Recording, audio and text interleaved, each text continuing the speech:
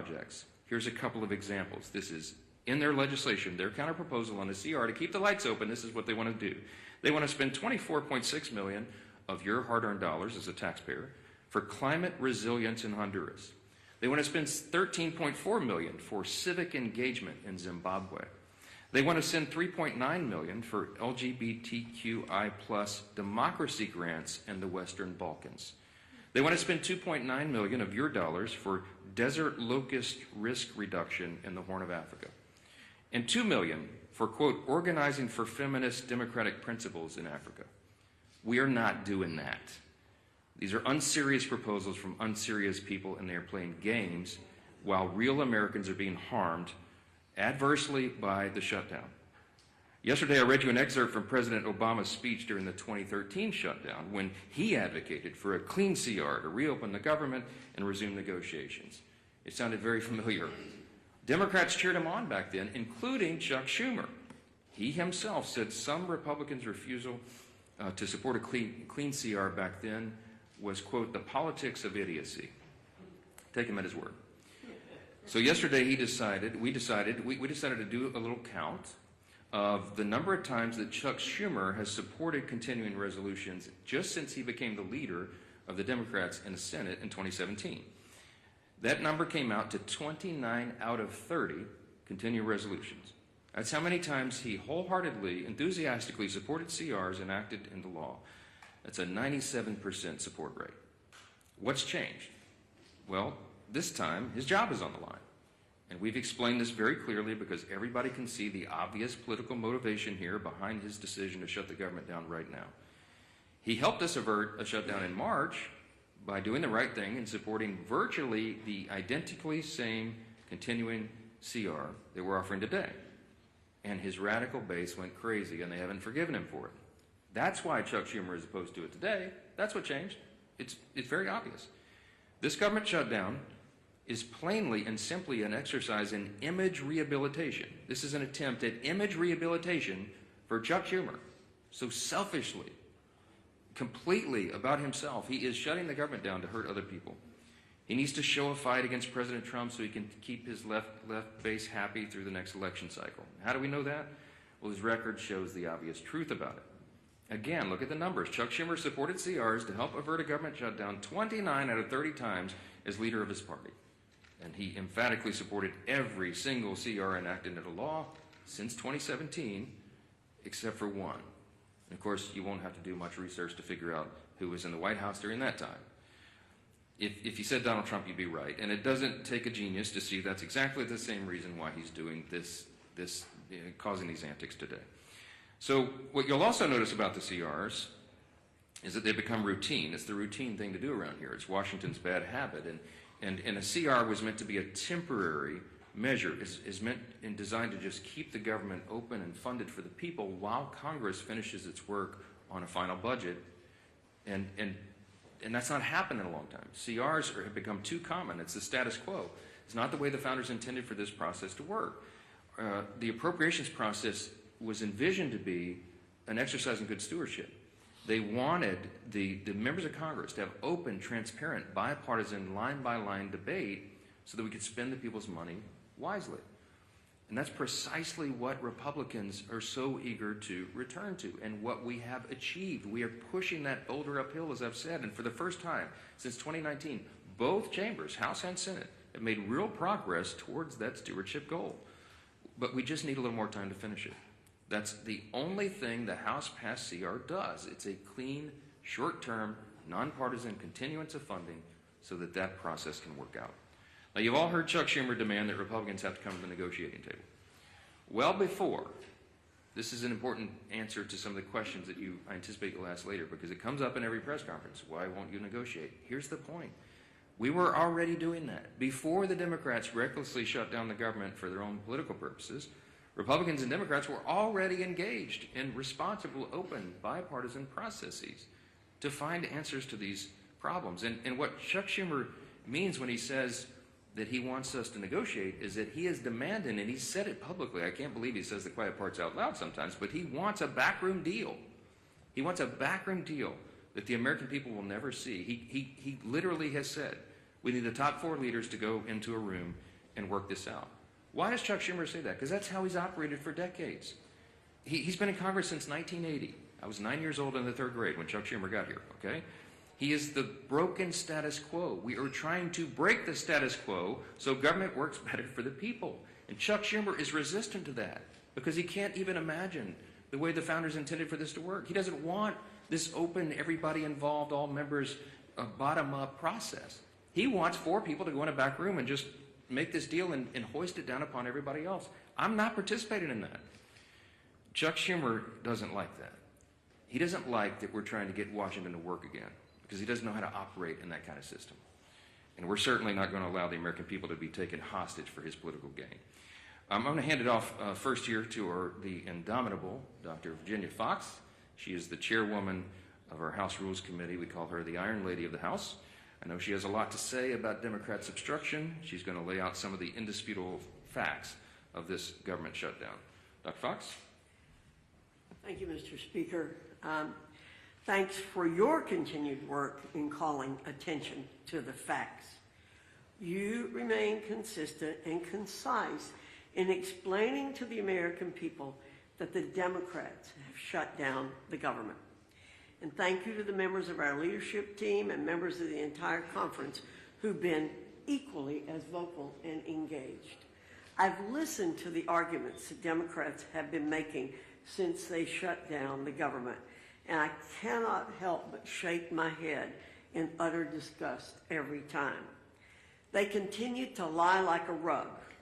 They're trying desperately to change the conversation and deflect because they know they're in the wrong and they've dug themselves into a deep, deep hole.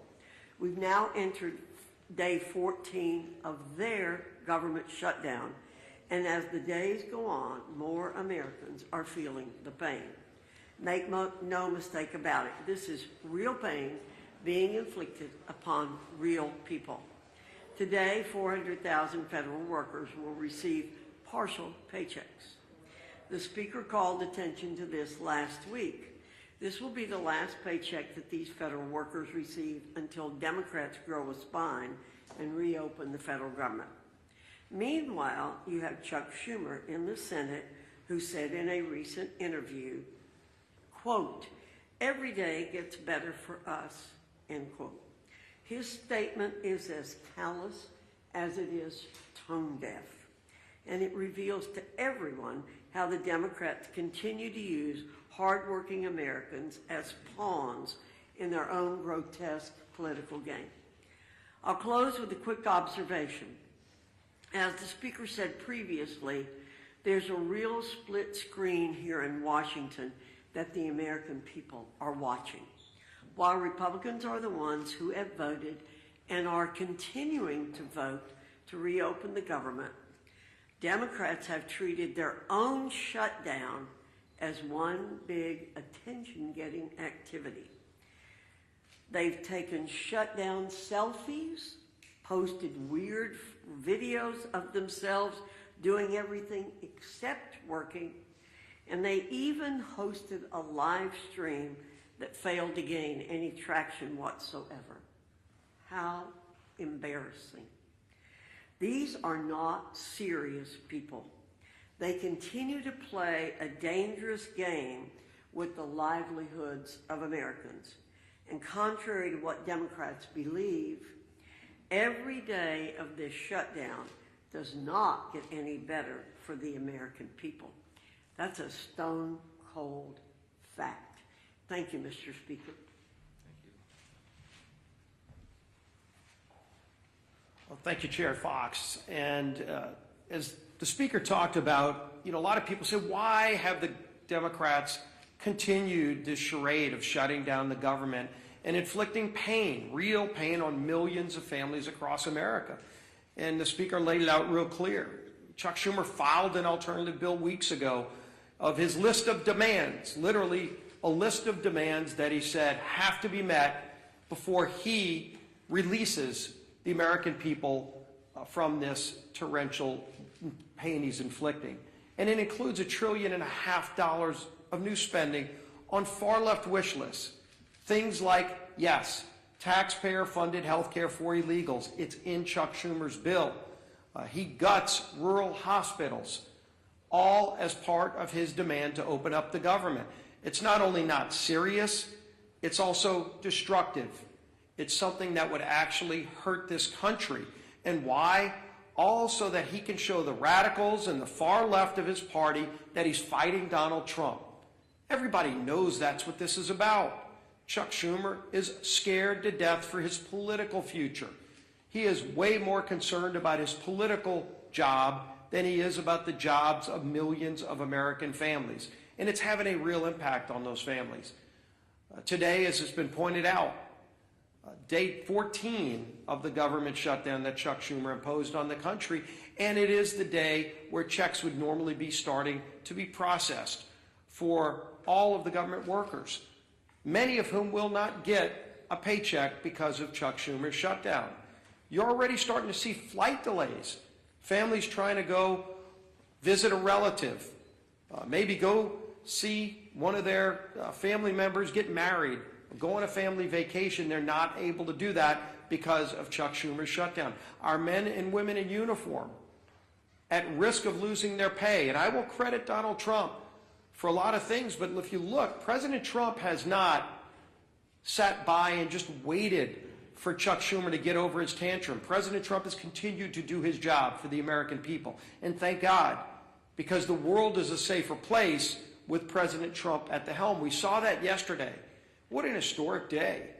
And again, a real contrast to the temper tantrum that Chuck Schumer's having to appease the most radical elements of the far left base here in America. President Trump traveled to Israel, traveled to Egypt to sign historic peace accords, to oversee the release of hostages. Finally, all of the living hostages returned home to their loved ones after more than 2 years since the October 7th attack by Hamas. And one of the hostages, I think it's really important to hear this, because when you talk about real leadership, not just here in America, and the leadership that President Trump has provided to our country, but what that leadership means to the world, not only to our allies, but to the bad guys around the world. And yes, there are really bad people around the world. One of the former hostages who was released yesterday, Omar Shem Tov, credited President Trump with getting the hostages home. And he said, Hamas, quote, was very scared of Trump. They wanted Kamala to be elected. As soon as Donald Trump was elected, they understood that he wanted to bring us back home. So immediately, the way they treated me changed. That was a direct quote from one of the hostages who was released yesterday. You can see that leadership by President Trump on the world stage. And just such an historic day, a day where people were literally dancing in the streets in Middle Eastern countries. Peace in the Middle East. It used to be a platitude that for decades seemed to be a mirage in the desert. And yesterday it became a reality because Donald Trump said he was going to do something that nobody else thought could be done, but he knew it had to be done. And he made it happen and gave so much closure, important closure to those families, brought their loved ones back home, but told the bad guys that you're on alert. It's a new day in the world. You're seeing all countries come together to see that moment in Egypt where countries from all around the world stood up to terror and said, we're going to restore peace in the Middle East. We're all going to be a part of it. And there's only one man that brought that together, and it was Donald Trump. Even during a time where the contrast of Chuck Schumer throwing a temper tantrum here at home just to appease the most radical elements of his base, so that on the 18th, when they have the Hate America rally that everybody knows is coming, and that everybody knows Chuck Schumer needs to deliver a shutdown government to them to appease them. Well, how about you think about us? How about you think about those families who are struggling today because of Chuck Schumer's shutdown? There are real consequences to what Chuck Schumer is doing. Regardless of who he thinks he's appeasing, he is hurting so many people, millions and millions of people. But President Trump is not going to be daunted. President Trump found a way over the weekend to pay our troops. While he was finding peace in the Middle East, President Trump also found a way to say, even while Chuck Schumer doesn't care about our men and women in uniform, Donald Trump does. And he made sure that they will get their pay. But there's still so many others that won't because of Chuck Schumer's shutdown. This madness has to end. It is time for this shutdown to end. Chuck, don't wait for some mad march on the mall. Don't wait for some pats on the back for radical leftists who just want to hate America every single day because Donald Trump is in the White House. They can't celebrate the release of hostages because of the guy who achieved that release. That's a twisted, small segment of our society. The rest of America is celebrating. The rest of America is proud of what we're achieving. And there's so much more that this great country can achieve if Chuck Schumer just got out of the way. Just stop blocking the progress that most Americans cherish, want, deserve. Our country deserves a whole lot better than what we're getting from the failed leadership. And as Speaker Johnson said, maybe it's because Chuck Schumer's been around too long and wants to hold on to the old way of doing things, the failed way of doing things, that he won't let it go. He won't allow a new, more transparent process for running the United States government. That you're seeing this leadership team, this president, delivering every single day. Chuck Schumer wants to hold on to the past, but the future is calling, and we're going to deliver. With that, let's bring up our whip.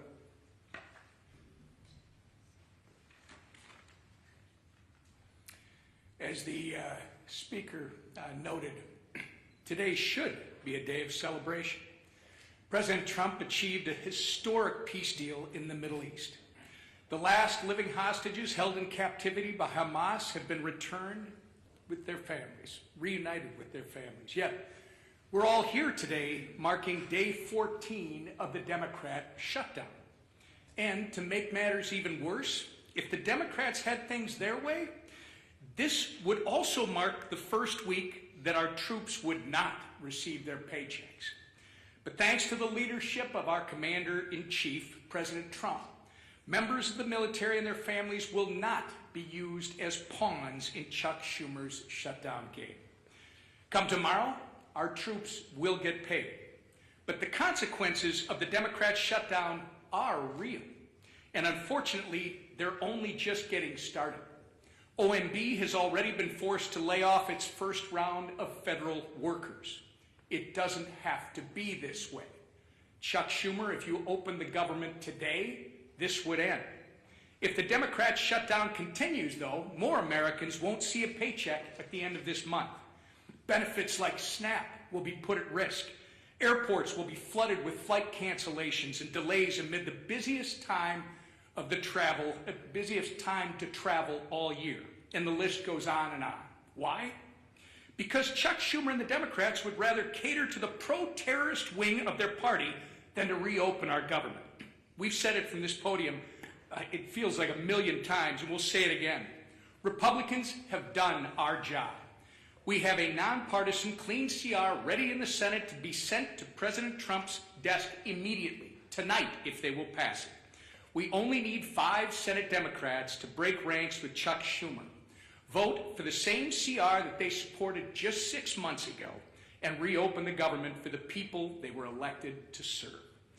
But they have refused to do so 7 times and counting. And each time that they do, hardworking Americans are forced to pay the price. Our message to Senate Democrats today is the same message we've been saying since September 19th. Stop the political games, pass our clean CR, and reopen the government today. With that, I turn it over to our conference chair, Lisa McClain. Well, good morning, everybody. Thank you for being here. And like my leadership team behind me said, it is a glorious day. Think of what happened yesterday. Just imagine for one moment you are a family member of one of the 20 hostages that were released. I mean, Think of how that had to make you feel. We all watched it on TV, right? Joy, exuberation. I mean, there were tears of joy. There was relief. There was peace. And that was done because of our president, Donald Trump, put politics aside and said, I am going to stand up for the people. And he brought peace in the Middle East. He talked about it, yes, but yesterday he did it. And actions speak louder than words. He said enough of the political games, and I'm actually going to do what's right. Now compare and contrast that to what's going on today. Chuck Schumer and the Democrats are putting politics over people. So instead of it being a joyous day that we celebrate, here we are in another government shutdown, 14 days in the making. And why? Just ask yourself why. It's clean, no gimmicks. It's absolutely clean. The speaker, the leader, the whip, we all said no gimmicks. Let's not use the American people as a pawn. Let's do what's right. Let's do something different and actually fund the government in the right way. What a concept. And Democrats, my goodness gracious, they absolutely do not want that to happen. Like the speaker said, Chuck Schumer wants all four leaders to get behind the scenes and make a deal. We're not going to do that. That's not how government is supposed to work. And I know I sound like a broken record, but the way to end this shutdown is really, really simple. Pass the bipartisan clean funding bill that the House approved weeks ago. The Republicans voted to keep the government open. Call your Democratic senators. They're voting to keep it shut, not us. So when you ask what negotiation, there's nothing to negotiate. We already passed. We said yes, right? Democrats won't do it. They'd rather please their radical base than put America first.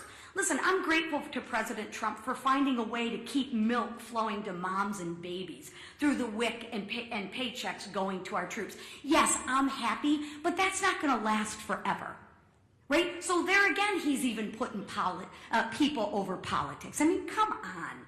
But let's be clear. These emergency measures can't fully fix the Democrats' damage. He can try, but at some point in time, they're going to end. Sadly, as Americans suffer, Democrats, what do? They celebrate. As workers worry about their paycheck, Bernie Sanders worries about his leverage. As TSA agents and air traffic controllers show up without pay, Democrats brag they won't budge until planes fall out of the sky. Really? Really? Seriously. That's the Democrats' motto. I'm not budging till planes fall out of the sky. I'm going to teach you women, you women and children and everybody a lesson. Really? Really? As Chuck Schumer says, it's getting better every day. For who, Chuck? Better for who? For the radicals cheering on the chaos? That's who. The radicals. The leaders openly admit it. Listen, the head of the insane indivisible literally said, and I quote, millions will be out cheering you on, or they'll be calling for new leadership. Really? I thought they were supposed to lead for the American people. Democrats, I ask you to stop listening to people who are cheering on this mayhem. Just stop all the political games and pass the House bill. Free the American people from being held hostage by your radical base. Thank you, Madam Chair. Yeah, Manu. You've been doing this every single day, coming up here trying to pressure Senate Democrats. They've been not budging. They blocked this bill time and time again. So at what point, for the good of the country, do you need to change your strategy to try to negotiate a deal with Democrats? It's a great question. Manu asks, why don't I change my strategy? I don't have any strategy, Manu. I'm doing the right thing, the clearly obvious thing, the traditional thing. That's exactly what Chuck Schumer voted for in March of this year and gave impassioned speeches was the right and only thing. I don't have anything to negotiate. I'll say this again to everyone here. we did not load up the temporary funding bill with any Republican priorities or partisan priorities at all. I don't have anything that I can take off of that document to make it more palatable for them. So all I am able to do is come to this microphone every day, look right into the camera, and plead with the American people, as Chairwoman McClain said, to call your Senate Democrats and ask them to do the right thing. We're not playing games. They're playing a game. We're not.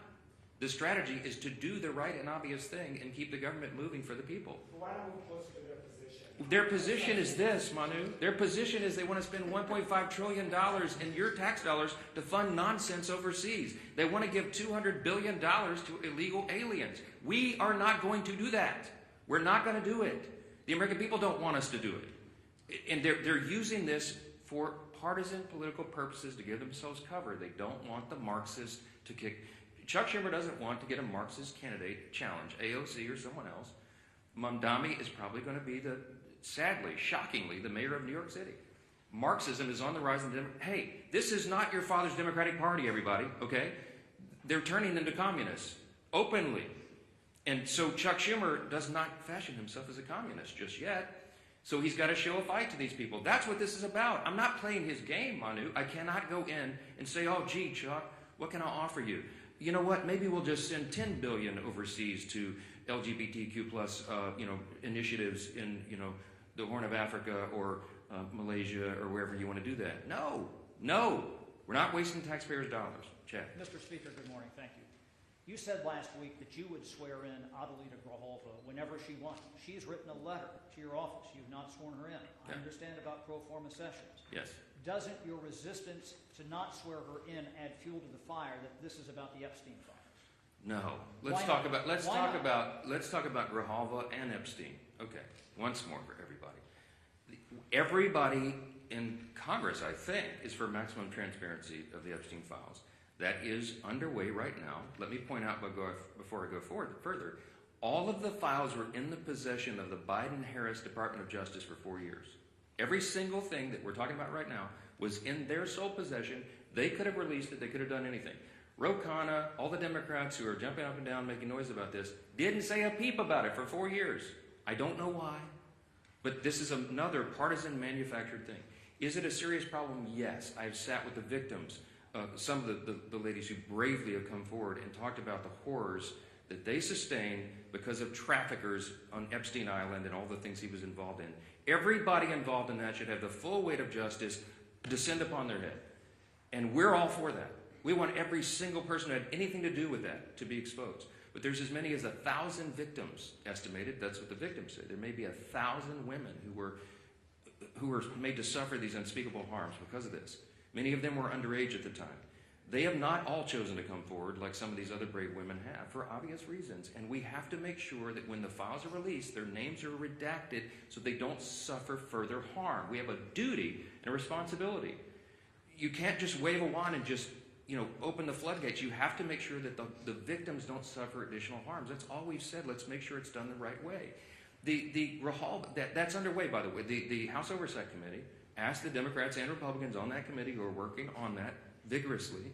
As I said, some of the biggest, bulldogs in Congress are on that committee, and they're all joined together in a bipartisan fashion, digging through and releasing documents. 34,000 documents so far, and more on the way. In fact, as I noted a couple of days ago, the attorneys for the House Oversight Committee during the shutdown are still doing work. They were in New York City combing through the Epstein estate files. By the way, that was never even mentioned or anticipated in the discharge petition, for those of you who are following all the details of this. So more is coming out. We're for all of it coming out as soon as possible. The only thing we want to make sure of is that the innocent victims are protected, and I think we have a responsibility to do that. With regard to Grijalva, our dear friend from Louisiana, Julia Letlow, won a special election back in 2021. It was in March, as I remember. Speaker Pelosi took 25 days to administer the oath of office to her.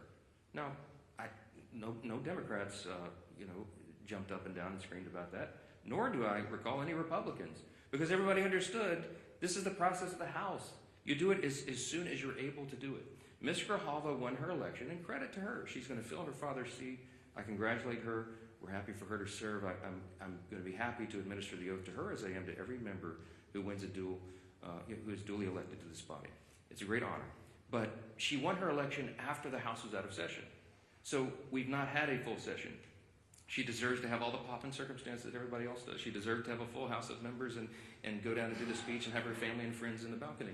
That hasn't been scheduled because we haven't had that session yet. As soon as Chuck Schumer opens the government, as soon as Mark Kelly and Senator Gallegos, the two senators from Arizona, Ms. Grijalva's state, will go and join with 3 others and open the government, we're happy. We'll have that as soon as we get back to business. But we have to get back to business. They have to open the government. I don't know how else I can answer that question. Yes, sir. Ahead of some of the planned protest activity this weekend, and in light of some of the images we've seen out of Chicago of federal agents shooting faith leaders with pepper balls and arresting journalists, where's the limit for you on what's acceptable conduct for federal law enforcement, and when is it incumbent on Congress to step up and demand oversight? To demand oversight on federal law enforcement? Well, I've not seen them cross the line yet, and that we have committees that are jurisdiction who have that responsibility, but it's not risen to that level. What I've seen is the abuse of law enforcement by radical leftist activists. Most recently, the most threatening thing I've seen yet was the naked bicyclers in Portland who were protesting ICE down there. I mean, it's getting really ugly. They have attacked, physically assaulted officers. People have been arrested. Okay, this is serious business, and ICE and the valiant, brave, patriotic Americans who step up to serve in these dangerous law enforcement positions deserve our respect and our support. And any elected member of this body should be vocally supporting law enforcement. You're supposed to be on the side of the good, not the crazy radicals. I was a First Amendment lawyer. I understand. I was a religious liberty defense lawyer. I understand free speech. We vigorously protect the right to free speech, but you cannot assault law enforcement officers. And there is a line that has to be maintained. It's not risen to the level of Congress yet, but we're watching that closely. And the Republican Party stands for law enforcement. That's what we're going to be. Yes, sir. Yes, sir. What would you say to those who question the legality of the administration repurposing some of those funds to pay military members? Look, my understanding of this is they have every right to move the funds around, duly appropriated dollars from Congress to the Department of Defense. There were some R&D accounts that had not been spent, and that's my understanding is that's the money that's being used to pay the troops right now. If the Democrats want to go to court and challenge troops being paid, bring it, okay? I'm grateful for a commander-in-chief who understands the priorities of the country, the necessity of national defense, and the urgency that we all feel and have voted for 8 times. Republicans have voted in Congress 8 times now between House and Senate to fund the troops and pay federal workers in all these essential jobs and agencies because we understand the necessity of that. Meanwhile, the Democrats voted 8 times to block their paychecks. I'm grateful we have a president who is willing to step up and do the right thing. Thank you all so much.